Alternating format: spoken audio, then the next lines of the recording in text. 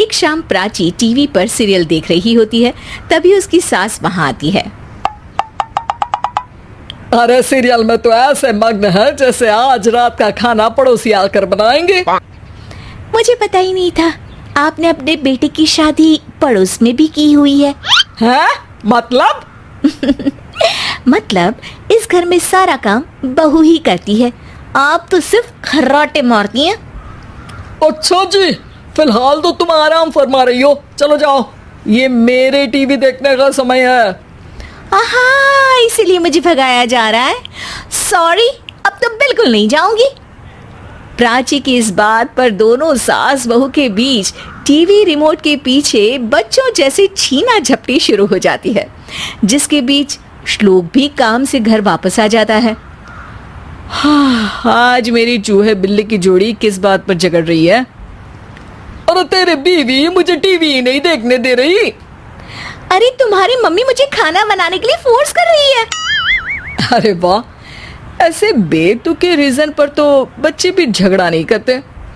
अरे मुझे कुछ मत बोल, सब इसने ही शुरू किया है। हाँ हाँ, जैसे आप तो बहुत दूध की धूली है ना।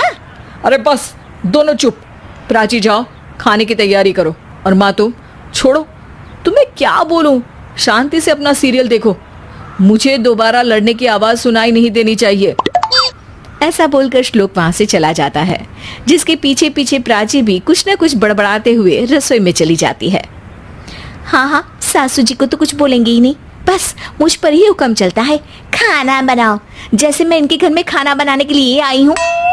इसी तरह शाम बीतती है और रात को श्लोक और प्राची की सास खाना खाकर सोने चले जाते हैं, लेकिन प्राची गुस्से में कुछ खाए बिना काम में ही लगी रहती है।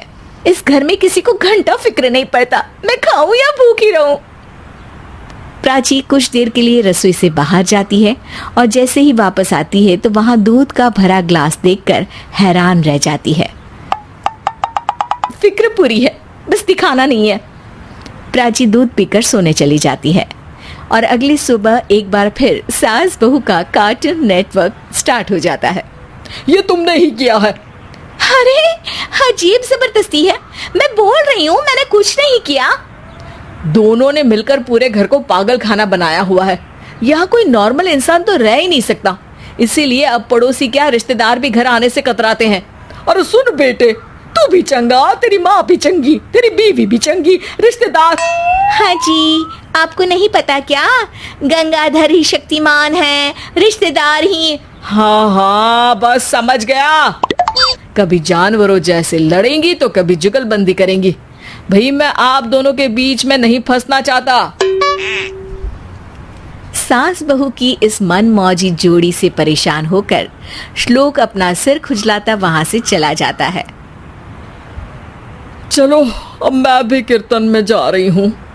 इस पर जैसे ही सास कमरे में अपना पर्स लेने जाती है तो वहां नाश्ते की प्लेट रखी देख मुस्कुराने लगती है और नाश्ता करके घर से बाहर निकलते हुए कुछ पैसे टेबल पर रख जाती है, जिसके कुछ देर बाद सिलेंडर वाला घर आता है। ओ मोरी मैया, मैं सिलेंडर के बारे में तो बिल्कुल भूल ही गई थी। घर खर्च के सारे पैसे भी मम्मी के पास है और श्लोक से बोला तो उल्टा 4 बात सुनाएंगे। प्राची ये सोच ही रही होती है कि अचानक उसका चेहरा चमक उठता है और वो घर में आकर इधर उधर देखने लगती है। तभी उसकी नजर टेबल पर रखे पैसों पर पड़ती है, जिन्हें वो सिलेंडर वाले को दे देती है। ये सब श्लोक देख लेता है। अच्छा बेटे, इतना बड़ा घोटाला, सबके सामने मैं तेरी दुश्मन और पीठ पीछे तेरी मेरी यारी। इस पर श्लोक एक प्लान बनाता है और शाम को सब एक साथ बैठे होने पर बोलने लगता है।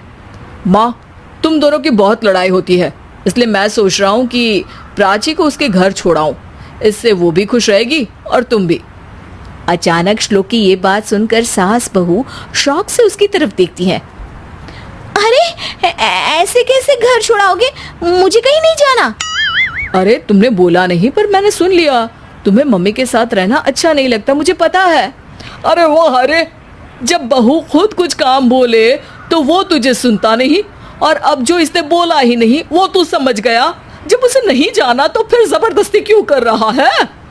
अच्छा, फिर आपको मौसी के घर छोड़ाता हूँ, बस अब आप दोनों एक घर में एक छत के नीचे नहीं रह सकती। मैं इस टॉम एंड जेरी की जोड़ी को और नहीं झेल सकता। है? ऐसे कैसे नहीं रह सकते? तुम्हें इतनी दिक्कत है तो तुम्हारा बोरिया बिस्तर पैक कर देती हूँ, लेकिन मम्मी जी कहीं नहीं जाएंगी। बिल्कुल यही सुनना था मुझे। अगर दोनों में इतना ही प्यार है फिर हर वक्त ये लड़ाई का नाटक क्यों करती हो? देखा मैंने कैसे माँ किचन में दूध रखती है और तुम उनके लिए कमरे में नाश्ता रखती हो, और कैसे वो पहले ही तुम्हारी दिक्कत समझकर घर में पैसे रखकर बाहर जाती है। अरे भाई, इतना ड्रामा तो डेली सोप में भी नहीं होता जितना तुम दोनों ने इस घर में फैलाया हुआ है। तू हमें टॉम एंड जेरी बोलता है ना, तो याद कर वो दोनों भी एक दूसरे को बाहर वालों की बुरी नजर से बचाने के लिए हमेशा सबके सामने लड़ते थे, लेकिन अकेले में दिक्कत के समय मदद भी तो करते थे। बस हमारा रिश्ता भी कुछ ऐसा ही है। और वैसे भी अगर सास बहू में तू मैं नहीं होती तो दुनिया वालों को कहानियां कैसे मिलेंगी?